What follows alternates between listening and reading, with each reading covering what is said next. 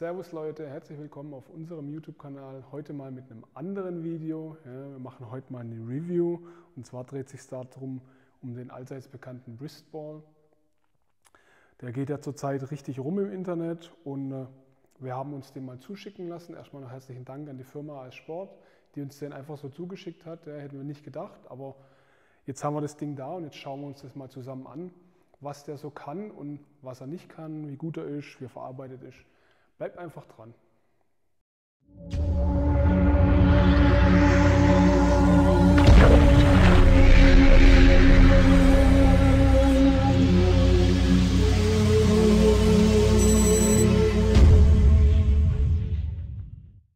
So, schauen wir uns erstmal das Material von dem Ding an. Der erste Anschein macht auf jeden Fall einen hochwertigen Eindruck. Ja. Also die Bänder sind jetzt keine billigen Autogurte oder sonst irgendwas. Also das Zeug hat schon Hand und Fuß. Der Ball an sich, das sind zwei Teile, zusammengefügt und gehalten von so einem Gummiband. Auch das ist nicht irgendwie billig gemacht, also das ist schon sauber verarbeitet alles. Wackelt nicht, quietscht nicht, lässt sich nicht irgendwie komisch zusammendrücken. Also das Ding liegt schon satt in der Hand. So, kommen wir zur Verwendung. Also die meisten Videos, was man auch so im Internet findet, die benutzen den Wristball für den Top Roll, für die Rotation-Bewegung. Ja, und dafür ist er auch wirklich bestens geeignet. Dafür ist er gemacht und das kann er auch wirklich am besten. Also wenn ihr das Band über euren Handrücken drüber legt, liegt der Ball wirklich sauber in der Hand. Ihr könnt die Rotation-Bewegung dann sauber durchführen, egal von vorne oder von unten. Das macht keinen Unterschied. Das Band schneidet sich dabei auch nicht irgendwie in die Hand rein. Ja. Wie gesagt, solange wir die Rotation-Bewegung machen. Wofür ihr den Ball auch noch verwenden könnt, ist für eine Art Rising-Training. Allerdings würde ich dann hier so statische Sachen mit viel Gewicht würde ich weglassen, einfach weil das Band dafür sorgt, dass die Finger sehr zusammengedrückt werden. Es kann bei hohem Gewicht kann das etwas unangenehm werden. Ja? Aber für Wiederholungen im Rising-Training wirklich super geeignet. Kommen wir zur dritten Verwendungsart, was man noch machen könnte. Ja, das wäre die Supination und hier finde ich, hat der Wristball seine Schwächen, was nicht am Material liegt, sondern was einfach an der Form liegt.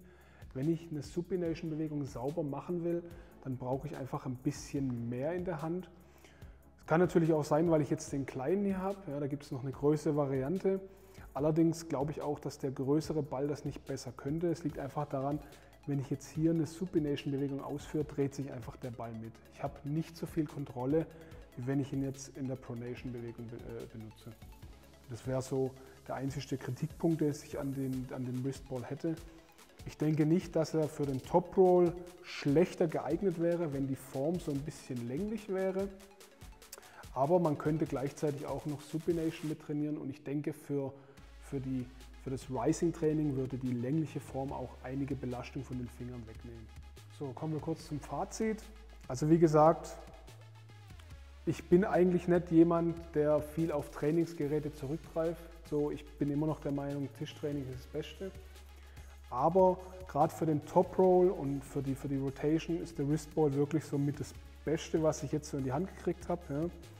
Die einzig billigere Variante wäre ein Handtuch und ein Handtuch hat immer so den Nachteil, dass mit der Zeit einfach kaputt geht. Also was wir hier schon an Handtüchern verschlissen haben, das ist Wahnsinn.